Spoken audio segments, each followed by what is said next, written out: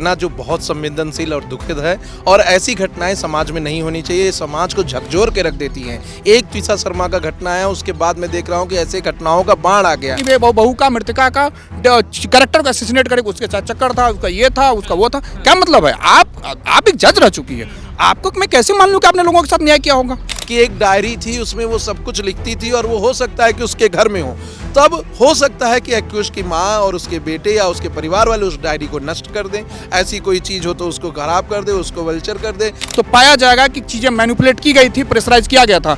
आज सीबीआई पहले ही इनका 2 लाख रुपए का जो इनका डिमांड को सीबीआई ने सेपरेट एफआईआर दर्ज किया। तो गिरिवाला सिंह ने अपने पद का इस्तेमाल करते हुए बहुत सारी चीज़ें मैनिपुलेट की हैं। पहला वो सुसाइड का भी एंगल देखा जाएगा, दूसरा इंस्टिगेशन टू सुसाइड या अबेटमेंट टू सुसाइड भी देखा जाएगा और तीसरा मर्डर का भी एंगल देखा जाएगा। और तीनों पे कंक्लूजन पाने के बाद, सारे एविडेंसेस को इकट्ठा करने के बाद ट्रायल कोर्ट में एक केस लगेगा। डेथ सस्पिशियस डेथ है सर, इंक्वेस्ट में आएगी सारी चीज़ें। और पोस्टमार्टम भी इनके बहन के कोई रिलेटिव पोस्टमार्टम हाउस में था। इनके परिवार वाले, मृतका के परिवार वाले जब हाई कोर्ट गए, रिट पिटीशन लगाए, वहाँ भी इन्होंने ऑब्स्ट्रक्शन करने की कोशिश की।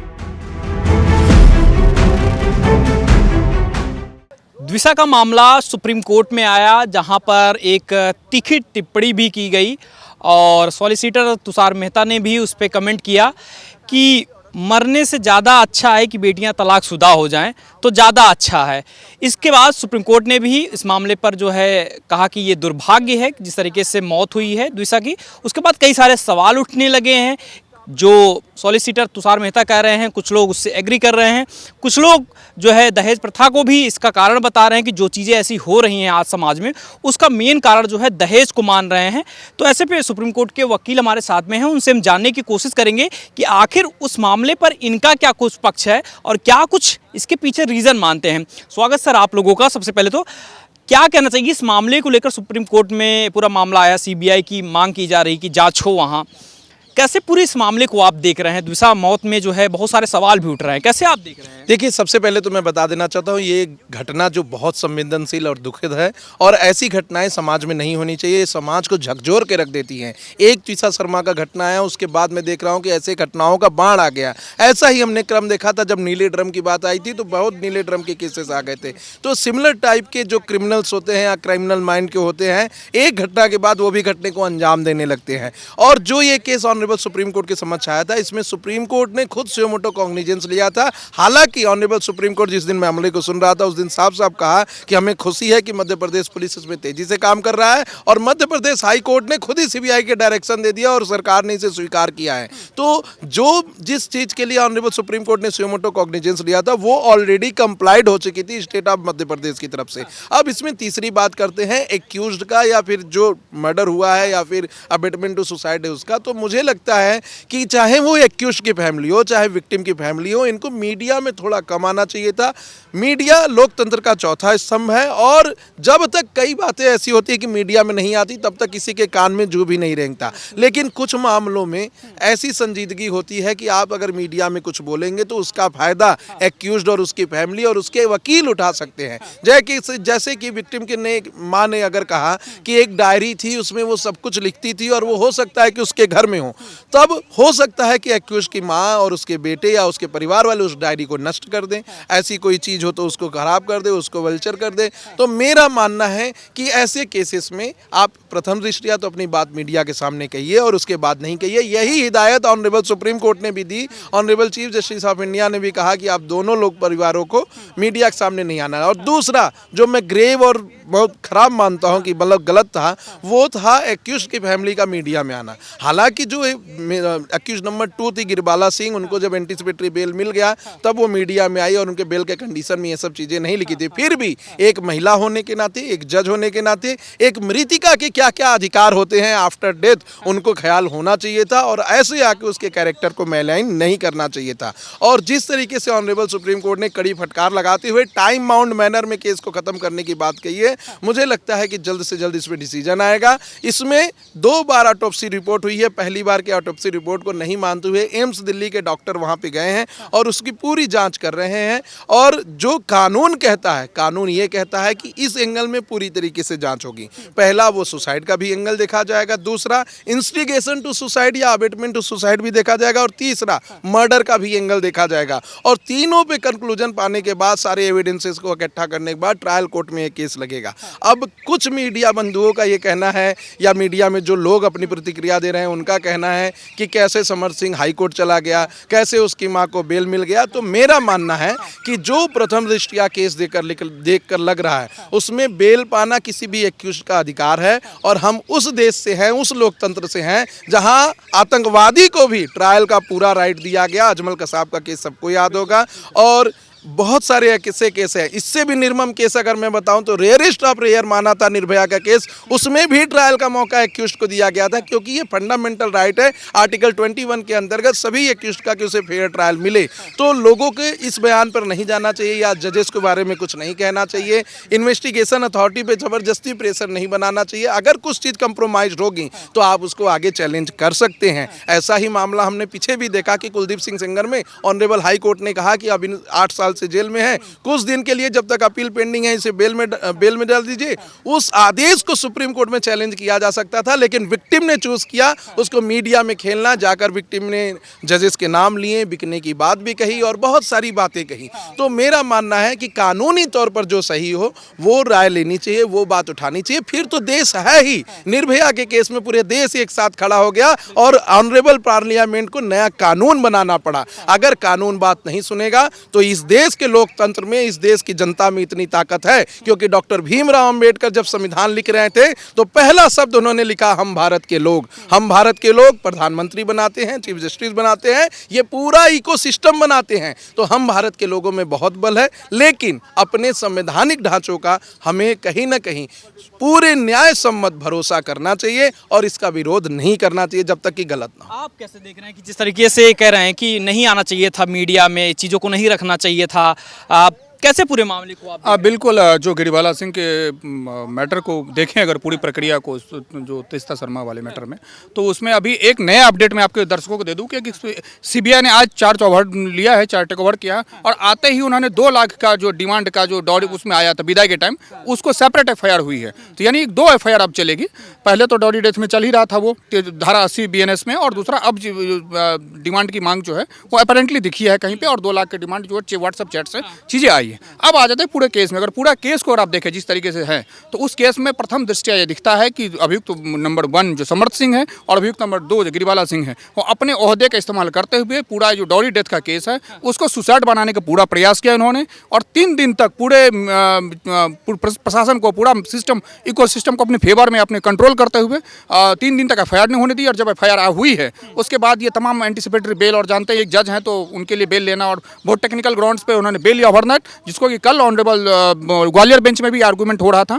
तो वहाँ पे solicitor general Tushar Mehta appear हो रहे थे, और गिरिबाला सिंह की तरफ से जो नित्या रामाकृष्णन है वो बेल पे, चूंकि एंटीसिपेटरी बेल कैंसिलेशन के लिए गए हैं, तो कैंसिलेशन में फिर उन्होंने टाइम मांगा। तो तुषार मेहता साहब ने कहा कि आपको अगर ओवरनाइट बेल मिल सकती है तो बेल कैंसिलेशन में इतना टाइम क्यों ले रहे हैं। तो और जिस तरीके से कल भी honourable chief justice Suryakant, honourable justice जयमाला बागची, ऑनरेबल जस्टिस विपुल अम्पलचूरी सुनवाई कर रहे थे सो मोटो वाले में, तो उसमें उनको आते ही बता दिया गया कि इसमें इन्वेस्टिगेशन सीबीआई को हैंडओवर कर दी गई हो। तो फिर ये हुआ, और दोनों पार्टी को कहा गया कि मीडिया इंटरेक्शन से बचें।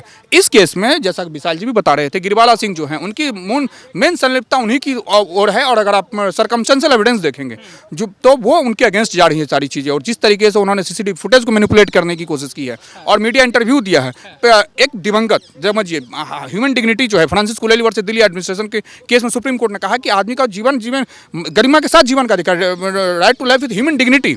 उसके बाद मरने के बाद अगर कोई आदमी किसी की वजह से भी मौत हो, हम कह रहे हैं डेथ सस्पिशियस डेथ है, सर इंक्वेस्ट में आएगी सारी चीज़ें, और पोस्टमार्टम भी इनके बहन के कोई रिलेटिव पोस्टमार्टम हाउस में था। इनके परिवार वाले, मृतका के परिवार वाले जब हाई कोर्ट गए, रिट पिटीशन लगाए, वहाँ भी इन्होंने ऑब्स्ट्रक्शन करने की कोशिश की। तब तुषार मेहता साहब ने कहा कि यह इंक्वेस्ट जो प्रोसीडिंग होती है 174 सीआरपीसी 194 बीएनएसएस, ये स्टेट और पुलिस का काम है, हॉस्पिटल का काम है। आप बीच में दखल क्यों दे रहे हैं? आपको क्या दिक्कत है? कहीं ना कहीं वही कहावत है धुआं वहीं उठता जहाँ कहीं ना कहीं आग लगी होती है। ये अपना ये बचाव जानते हैं, पूरा इकोसिस्टम इन्होंने मैनेज किया था। जबलपुर में भी इनका पूरा इकोसिस्टम, समर सिंह पहले भागा, जब उस पर 30,000 रुपये का इनामी लगा तो फिर लगा कि आप किसी तरह सरेंडर कर दें, बेल और कम सरेंडर की एप्लीकेशन उन्होंने लगाई, फिर वहाँ पे इनको नहीं मिल पाया चीज़, फिर ये भोपाल में अब 7 दिन की कार्रवाई हो रही है। सीबीआई पहले दिन, जैसा मैं आप दूसरे चैनल पर भी कह चुका हूँ, सीबीआई जैसे इन्वेस्टिगेशन होगा तो पाया जाएगा कि चीज़ें मैनिपुलेट की गई थी, प्रेशराइज किया गया था।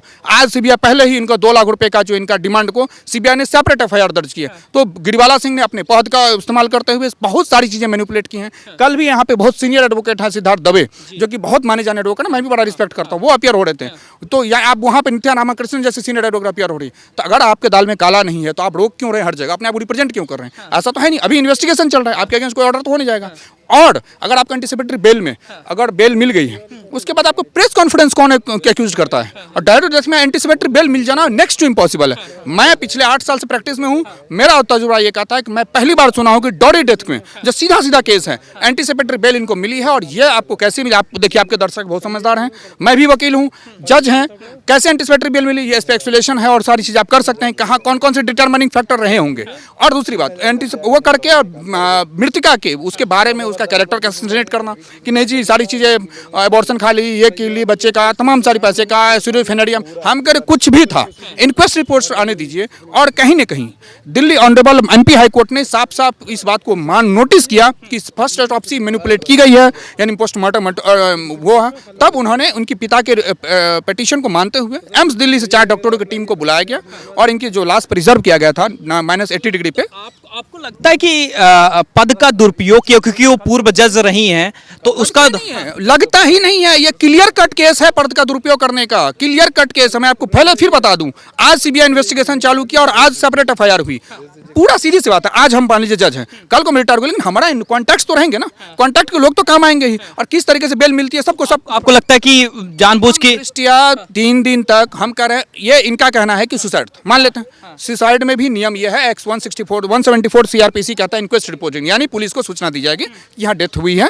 पुलिस उस डेथ को cause of reason of death को असर्टेन के लिए, रीजन डेथ क्या किस वजह से हुई है उसको करने के लिए एग्जीक्यूटिव मजिस्ट्रेट से परमिशन लेगा और फिर वहाँ पोस्टमार्टम करेगा। आप 3 दिन क्यों लगाए? आपको इन्वाइट, आपके घर की बहू थी, आपके घर की बहू थी, और आप फिर अपना जस्टिफाई कर रहे हैं। आपसे जस्टिफिकेशन मांगा किसने था? आप खुद भाई अपने आप को क्यों आपने कह रहे हो कि हम चोर नहीं, चोर नहीं? आपको आपने चोरी पे तो किसी ने कहा नहीं, यानी कहीं ना कहीं आपको पता था। और इन्होंने 3 दिन में, आज कल एक चीज और, तुषार मेहता साहब एमपी हाई कोर्ट में कहा था कि इनका एक दिन बाहर रहना एविडेंस को टेम्पर कर सकता है। इन्होंने बहुत सारे एविडेंस टेम्पर किए हैं, सीसीटीवी फुटेज टेम्पर हुआ है, एफआईआर में डिले हुआ है, बहुत सारे पुलिस ऑफिसर्स को उन्होंने, सीरीज बात है, जज रह चुकी हैं। और सबसे दुर्भाग्य के साथ मैं कहना चाहूंगा, मुझे बड़ी शर्म आती है इस बात पे कहने में कि भोपाल के वकील संघ जो है, तीसा शर्मा के फादर का केस लेने से मना कर दिया था। एक कितना गलत काम है वकीलों ने वहां पे किया। भोपाल के मैं बड़े कंडेम करता हूं मीडिया कि आप कह रहे हैं कोई भी सही गलत हो, देखिए पक्ष का 2 पक्ष होता है, वादी प्रतिवादी, जीत किसी एक की होती है, लेकिन आपको कानूनी लड़ाई तो आपको नैतिक 7 लेम्स ऑफ एडवोकेसी जो है, यानी आपको क्लाइंट का देखते हुए उसका आप हार हैं जीता अलग बात हो, तो जज साहब डिसाइड करेंगे, लेकिन आपको जो कानूनी राय है या कानूनी जो मदद वो तो आपको देनी चाहिए। आप सोचिए कि गिरिवाला सिंह का इस लेवल तक का इन्फ्लुएंस है कि वो वकील को नहीं हायर करने दे रही है, वकील को नहीं। और दूसरी बात, जो वकील हायर हुए, जो प्राइवेट एक रिस्क लिया, उन पे हमला करवाया जा रहा है, उस पर प्रेशर डलवाया जा रहा है, जो कि वकील साहब कल भी मीडिया में कह रहे थे और ऑनरेबल कोर्ट में भी उन्होंने इस बात को मेंशन किया, उनको हैरेस किया जा रहा है। तो मैं मानता हूं गिरिवाला सिंह और समर्थ सिंह, चूंकि समर्थ सिंह भी अपर वो रह चुके हैं, कानूनी सलाहकार एमपी रह चुके हैं, ये अपने पद का दुरुपयोग किया है और इन्होंने पूरा का पूरा इस केस में प्रथम दृष्टया मैं मानता हूं ये कसूरवार हैं और गहनता से जांच होगी। तो ये डॉडी डेथ के हैं और सेक्शन 80 डॉडी डेथ ये कहता है कि with in 7 year of marriage अगर सस्पिशन सर्कमस्टेंसेस में डेथ हुई है, और चूंकि अभी दूसरा मेडिकल रिपोर्ट आने बाकी है, तो डेथ और पता चल जाएगा क्या क्या इंजरी है, सारी चीजें। व्हाट्सएप चैट और तमाम सारी डिमांड की जो बात आ रही है, मैं मानता हूं कि ये पूरे के पूरे जो है इसमें अभी सस्पिशन इनके ऊपर है, ये एक्विजिशन इनके ऊपर लागू होता है और फेयर ट्रायल मिलेगा। और इनको मिलने के साथ साथ मैं मानता हूं कि जो प्रोसिक्यूशन है बियॉन्ड रीजनेबल डाउट साबित करेगा कि किया था। और भारतीय साक्ष्य अधिनियम धारा 118 साफ साफ कहता है कि डॉडी डेथ में प्रिजम्पशन ऑफ डॉडी डेथ, यानी कोर्ट भी ये मान के चलेगा प्रथम दृष्टया कि गिरिवाला सिंह और समर्थ सिंह ने उस लड़की को डॉडी की वजह से डेथ कारित किया है। तो अभी ये केस ये है। आप सर ये बताइए, जो ये मामला कह रहे हैं, आपको समझ में आ रहा है क्या चीज़? देखिए, सबसे पहले मैं कहना चाहूँगा, right to fair trial is a right of every accused. और मैं मानता हूं कि किसी को प्रिजम्पशन बना लेने से किसी एक्यूज को न्यायालय में उसका कोई लाभ नहीं मिलने वाला है। आप किसी भी व्यक्ति के, इवन मर्डर का ही क्लाइंट क्यों ना हो, कोई प्रिजम्पशन नहीं बना सकता कि किस कंडीशन में उसकी कौन और किस तरीके से मृत्यु की गई है, और इसका लाभ हमेशा एक्यूज को मिलता है। दूसरी बात, जो वकीलों पे भैया ने सवाल उठाया उठाया, उसमें मैं कहूँगा अभी उनके पास वकील है, वहीं का वकील है। सिर्फ और सिर्फ मीडिया हाईलाइट पाने के लिए उनके वकीलों द्वारा ये कहा जा रहा है कि खतरा की घंटी हमारे ऊपर मंडरा रही। कुछ घटनाओं में होता है, लेकिन इसमें पूर्व जज है ना, वो तो जाहिर सी बात है, ये जो बात कर रहे हैं इनके बातों को अब ऐसी अगर आप कहेंगे कि पूर्व डिस्ट्रिक्ट कोर्ट के जज हैं, तब तो कोई विधायक, एमपी, एमएलए, कोई आईएएस, आईपीएस, एसपी के खिलाफ न्याय ही नहीं पा पाएगा। ये कहना गलत है। भारत का न्याय व्यवस्था बहुत ही मजबूत है।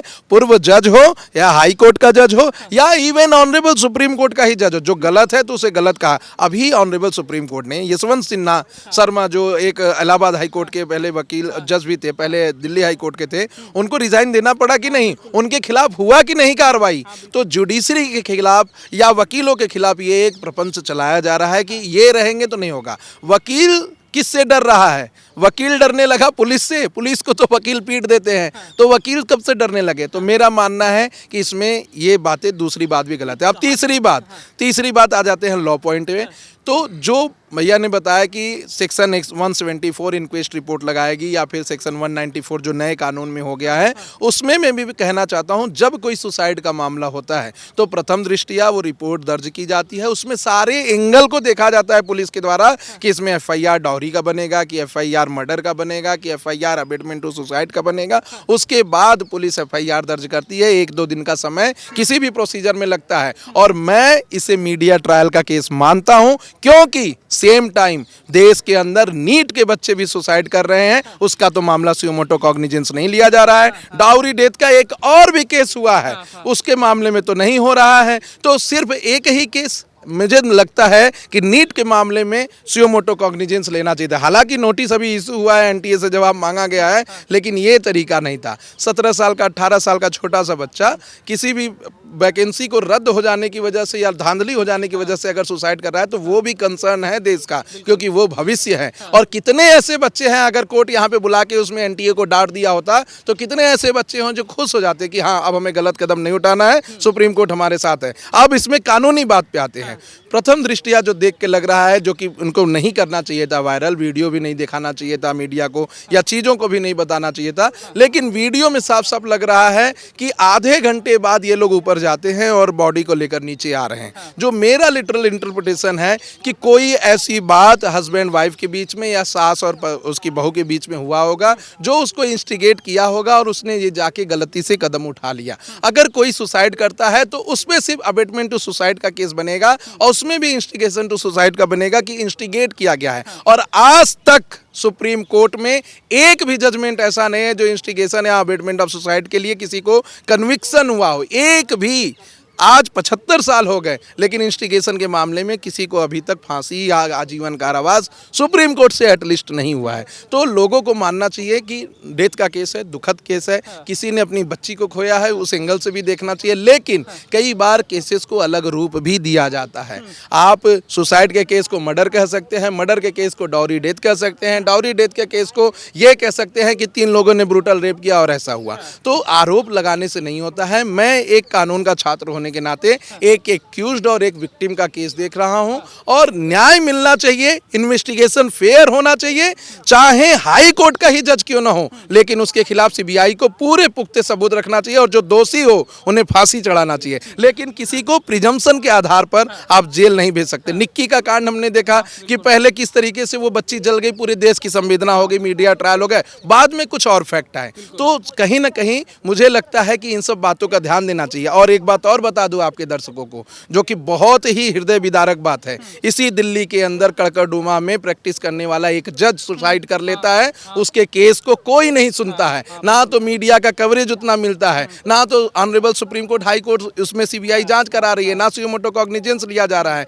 लेकिन सिर्फ ऐसी चीज़ों को उठाया जा रहा है जिससे कि लाइमलाइट मिले। ऐसी चीज़ें नहीं होनी चाहिए। हर एक बच्ची का जान बहुत ही महत्वपूर्ण है, चाहे वो गरीब घर से हो चाहे अमीर घर से हो। आप झारखंड में जाइए, बिहार में जाइए, जाइए, उत्तर प्रदेश में जाइए, कितनी बच्चियां आधे घंटे में 40 लोग डाउरी डेथ में जान गंवा रहे हैं, उनका भी केस उठाइए। सब केस में एसआईटी और सीबीआई की जांच करवाइए। सिर्फ एक केस को आपने चूज एंड पिक करके ले आया और सुमोटो कॉग्निजेंस लिया, उससे देश में न्याय नहीं फैलेगा। मेरा यही कहना है। मैं किसी बच्ची के खिलाफ नहीं हूं, लेकिन मैं हर उस बच्ची के साथ हूं जिसके खिलाफ अन्याय हो रहा है, और सबको न्याय मिलना चाहिए।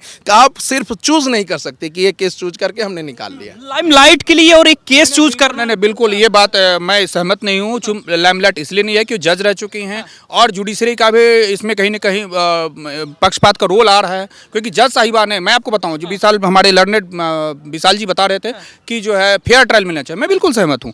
आप कभी भी कोई क्रिमिनल केस होता है, एफआईआर होती है दो तरीके की, थोड़ी डीएल एफआईआर होता है, प्रॉम्प्ट एफआईआर तुरंत।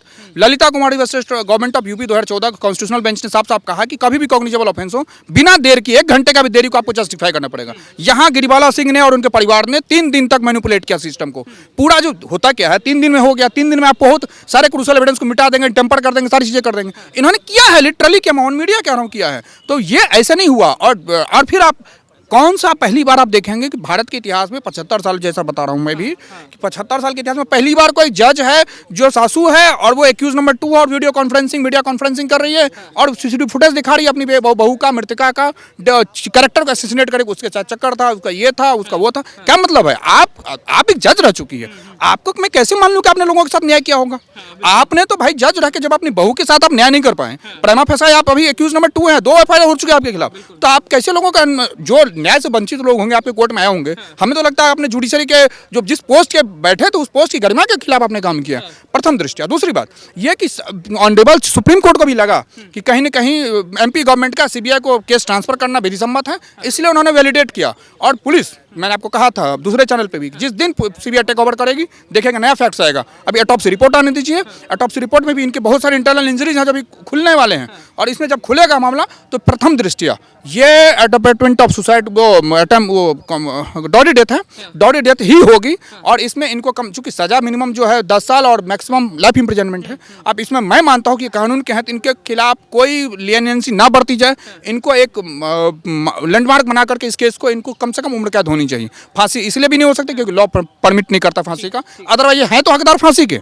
मैं वो कह रहा हूँ कि हकदार, क्योंकि आप समझिए एक 10वीं फेल पास या कोई जाहिल गवार आदमी अपनी बहू को मार देता तो मानता चलो उसकी नॉलेज की कमी है। एक पति जो कि मध्य प्रदेश सरकार विधि सरकारी अधिकारी है, और एक सास जो कि जज रह चुकी है और अभी भी आफ्टर रिटायरमेंट ये डिस्ट्रिक्ट कंज्यूमर फोरम की मेंबर थी, जुडिशियल मेंबर थी, उसके घर में उनकी बहुत सुरक्षित नहीं है, तो भारत की महिलाएं कहाँ सुरक्षित रहेंगी? मैं तब भी, कल भी कहा था एक मीडिया चैनल पे और आज भी कह रहा हूँ, महिला की असली दुश्मन महिला ही होती है। हर बार ननद ही उसमें कहीं ना कहीं आती है, हर बार सास ही आती है। कभी आप नहीं देखेंगे डॉडी डेथ के केस में कभी ननद का हाथ भी जला हो, हमेशा बहू ही जलती है, स्टोव हमेशा बहू ही खाना बनाते जलती है, और पूरे का मामला में। और अभी इस केस में भी त्रिशा शर्मा की मौत हुई, इनकी एक गिरिबाला सिंह के तो हाथ पे खरोच तक नहीं है, और फिर उसके कैरेक्टर का असैसिनेट का, मैं मानता हूं बहुत दुर्भाग्य के साथ कहना पड़ रहा है, और मुझे बड़ी शर्मिंदगी के साथ इस बात कहना पड़ रहा है।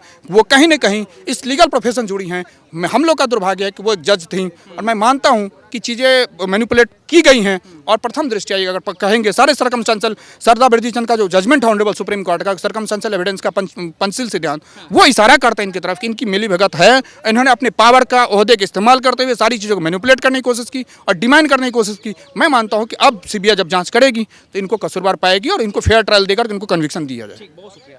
तो आपने दूसरा मामले पे सुप्रीम कोर्ट के वकील जो हमारे साथ में थे उनसे आपने हमारी राय सुनी, इस पूरे मामले पे क्या कुछ उनका पक्ष है, एक पक्ष दूसरा विपक्ष, तो आपने सारी बातें सुनी हैं। अब आपका क्या कहना है इस पूरे मामले पे, आप हमें ज़रूर बताइए। बहुत शुक्रिया।